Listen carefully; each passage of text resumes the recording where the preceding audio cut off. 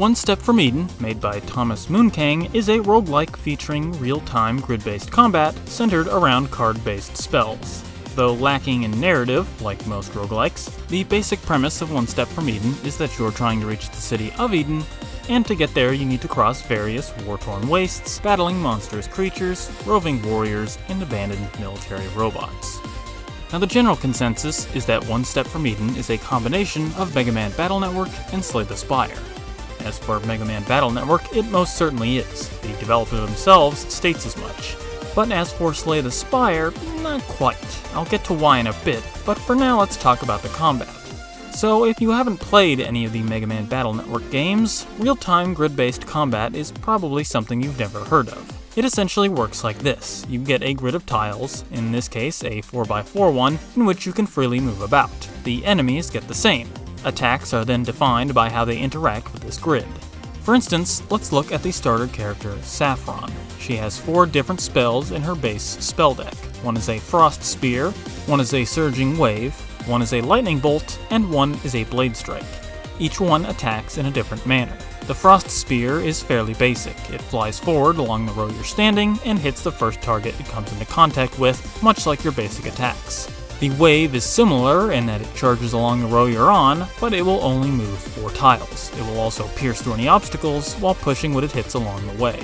The Lightning Bolt is different in that it will only strike the 4th tile away from you, and the Blade Strike will dash you forward 3 tiles and hit a 2x3 area in front of you.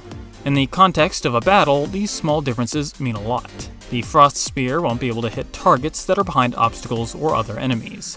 The Wave will, but you have to contend with its limited movement, and its usefulness goes down the later it hits. The precision of the Lightning Bolt means you must perfectly align yourself to strike an enemy, and if the tiles on your side are obstructed, this spell becomes potentially useless. The Blade Strike isn't quite so constrained, but as you dash onto the enemy's side of the grid, you need to make sure there aren't any hazards when you dash, as you can potentially damage yourself. Now imagine you have to do all this while dancing around enemy attacks and shifting stage hazards with an even wider assortment of spells that have just as varied attack methods, whilst also managing the mana costs it takes to use each one and avoiding destroying things that are beneficial to you. That's the gist of what One Step from Eden's real-time grid-based combat is all about. A common run through the game will feature 8 stages, 7 normal stages with multiple battles ending with a boss, and the 8th just being the final boss. The normal stages are themed to 4 different types of wastelands, destroyed city ruins, aggressively overgrown forests, scorched wildlands, and vast ice fields, each one featuring their own type of enemies and being tied to a specific boss. You'll challenge each wasteland type twice, -1 depending on the character you've chosen, the reason being that the playable characters also happen to be the bosses for each stage, so whomever you've chosen will get left out during the run. The bosses are also dramatically different from the normal stage combat, with each one having their own unique attacks, often based around their playable starting deck spells and basic attacks, just in dramatically powered up ways. These stages and their subsequent bosses will also get more difficult as you move closer to the final boss. So far, I've been showing footage from the earlier areas as the lower difficulty makes it easier to show off specific gameplay, but as you progress to later stages, more enemies start showing up in battles, attacks become more frequent, or different and empowered attacks replace weaker ones, and this goes for bosses as well. By the end, you might as well be playing a grid-based bullet hell. There is a definite learning curve, but everything is avoidable as long as you learn attack patterns and play it well. But while I say that, I'll also point out that during those intense later levels, the grid can become a tad too visually loud, making it hard to find the safe spots among the different overlapping danger markers. Now that I've avoided talking about it for a bit, I will say this game is reminiscent of Slay the Spire, like choosing branching paths in each stage or acquiring relics that slightly alter gameplay, but as for the deck building, there is a rather big key difference between the two. In Slay the Spire, each of the characters has their own personal card pool, so the different array of mechanics and the synergies between them are going to be unique to whom you choose to play. One Step from Eden doesn't have that. Instead, a large community pool of cards is shared between everyone. The individuality between the characters and their cards comes in the form of their starting relics and their wildly different basic attacks.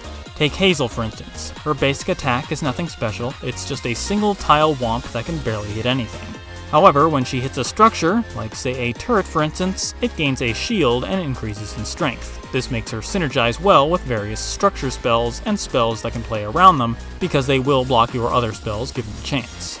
Or how about Terra, whose basic attack destroys enemy tiles? This makes her work well with spells that utilize broken tiles or obstructed enemy movement. Or Shiso, who has a slow firing basic attack that deals a portion of your money as damage and gains money on a successful kill with it, making him do well with monetary related spells, or spells that root enemies in place or protect him from damage so he can land his shots. Honestly though, this concept feels like a double-edged sword. On the one hand, the decks you can build around a character are very interesting, but they don't vary much from run to run. There are only so many things you can do by improving structures, for instance. The synergistic decks you can build off normal card drops are perhaps more interesting. There's simple stuff like grid control decks in which you push enemies into the correct spots for high-powered spells, or getting as many kunai spells as possible and blasting them all at once, to the more complex things like taking advantage of the added effects certain cards have, like stacks of Frost, which explode after stacking 3, or slathering an enemy in poison, or using specific buffs like Flow and Trinity that change the way certain spells work if you build up enough of either effect before casting, and perhaps combining all these with the spell upgrades or artifacts that can add these effects onto spells that wouldn't normally have them. The unique quirks of every character are more or less irrelevant in these situations. That's what makes it a double-edged sword. In Slay the Spire, every character is an individual experience. Playing the Ironclad Warrior is going to feel completely different than the Defect Robot. But in One Step from Eden, characters are only different if you let them be. You gain the addition of more interesting spell combos, since the community spell pool is larger than Slay the Spire's individual card pool, like over 200 cards big, but that sick Trinity build you made, it could be built on any run with any character, losing that individuality. Thankfully though, there are more unlockable additions. More cards and artifacts are unlocked the more you play, and you can acquire different character loadouts, changing their unique quirks, sometimes in wildly different ways, giving you more to work with when playing around any specific character. Beyond that, there is the artwork, which, don't get me wrong, it's all done really well. The pixel art enemies and characters with all their alternate skins and all the different spells and even the hand-drawn illustrations. It's all done great, there's just not a whole lot of it. Not surprising though, given the entire game is on a 4x8 grid. The music is done really well. Each type of waste gets a couple different tracks, the boss themes sound even better, and feel very themed to each character, and there are even contextual songs that play when you do really well or make certain choices. Which, yes, there are choices in this game, along with different endings and final bosses relating to them.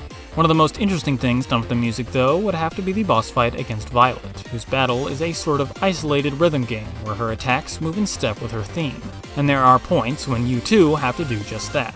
It's just such a fitting concept within the scope of grid-based movement, and it doesn't hurt that the song that plays is just as enjoyable as the fight.